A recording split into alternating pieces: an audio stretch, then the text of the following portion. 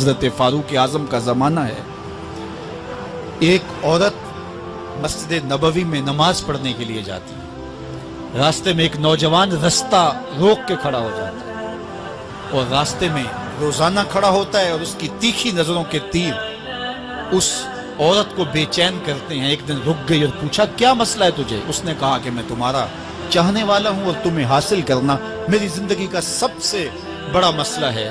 اگر تم بولو تو آسمان سے تارے بھی توڑ لاؤں. اس نے کہا مجھے تارے نہیں چاہیے، میری ایک ہی خواہش ہے، اگر تم وہ شرط پوری کر دو تو پھر جو تم کہو گے میں اس کے لیے حاضر ہوں گی. اس نے کہا جلدی بولیے، میں ہر آرزو پوری کرنے کے لیے فرہاد بن جاؤں گا، مجنوں بن جاؤں گا.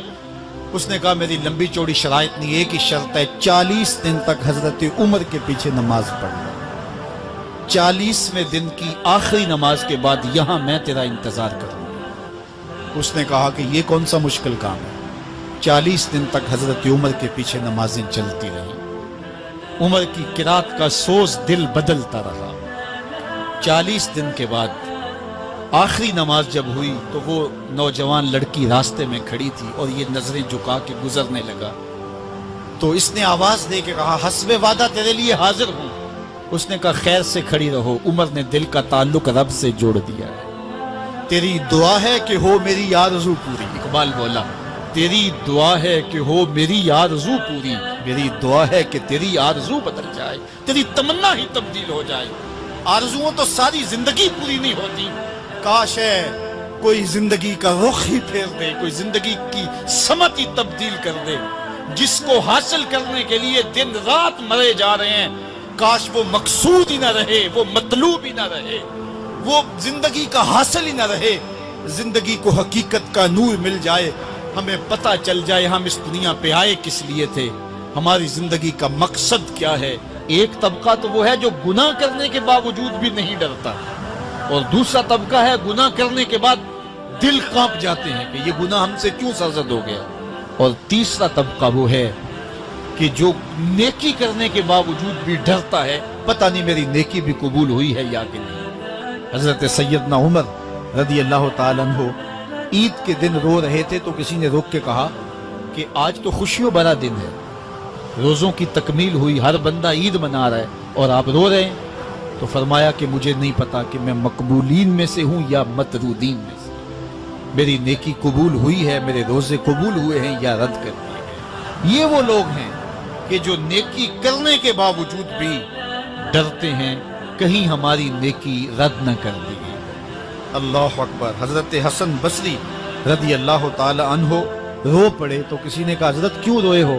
کہا اللہ کی بے نیازی سے ڈر لگتا ہے، کہیں ایسا نہ ہو کہ وہ میرے عمل قبول ہی نہ کرے اور مجھے جہنم میں ڈال دے. محض اس کی بے نیازی سے ڈرتے ہوئے حضرت حسن بصری رو پڑے کہ اللہ تعالیٰ جل شانہ بے نیاز ہے، اس کو کوئی پرواہ نہیں ہے، تو کہیں ایسا نہ ہو کہ میرا سب کچھ جو ہے وہ رد کر دیا جائے. تو خوف سے، اللہ کی خشیت سے، اس کی بے نیازی سے ڈرتے ہوئے عمل صالح کرنے کے باوجود بھی ڈرتے ہیں کہیں ایسا نہ ہو کہ ہمارے عمل رد کر دیے جائیں. اور کچھ لوگ خاتمے کی وجہ سے ڈرتے ہیں کہیں ایسا نہ ہو کہ ساری زندگی ہمارا عمل اچھا رہا ہو اور ہمارا آخر برباد ہو جائے. ایسے لوگ بھی ہوتے ہیں کہ جن کے عمل بہت اچھے ہوتے ہیں ساری زندگی، لیکن ان کا آخر ٹھیک نہیں ہوتا. بلعام بن باورا کی مثال ہمارے سامنے موجود ہے.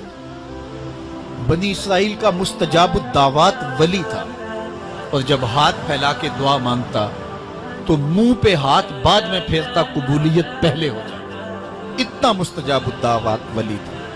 پھر کیا ہوا کہ اللہ کے نبی کے خلاف اس نے ہاتھ اٹھا دیے. عجب میں آ گیا کہ میں اللہ کی بارگاہ میں مقبول ہوں اور میری ہر دعا مان لی جاتی ہے. تو پھر کسی کے کہنے پہ وقت کے نبی کے خلاف بد دعا کرنے کے لیے کھڑا ہو گیا، اور جو کہنا چاہ رہا تھا وہ اپنے حق میں نکل گیا، اور پھر زبان اس کی لٹک گئی، زمین چاٹتا تھا. اور قرآن نے کہا مَثَلُهُ كَمَثَلِ الْكَلْبِ، اس کی مثال کتے کی مثال ہے. اب ذرا غور کیجئے کہ بنی اسرائیل کا مستجاب الدعوات ولی ہے، لیکن انجام کتنا بد ہوا. مثلہ کمثل الکلب، اس کی مثال کتے کی مثال۔ اسی لیے میاں صاحب بولے پڑھنے اتے مان کرینا تے نہ آکھی میں پڑھیا، او جبار کہار صداوے متا روڑ دے وے دودھ کڑیا۔ کتنے لوگ کس کمال پہ پہنچے ہوتے ہیں لیکن انجام ٹھیک۔ کمال اس کا ہے جس کا انجام ٹھیک ہو گیا۔ رنگا رنگ سہیلیاں پرن کڑے، پر بریا استا جانیے جس تا توڑ چڑے۔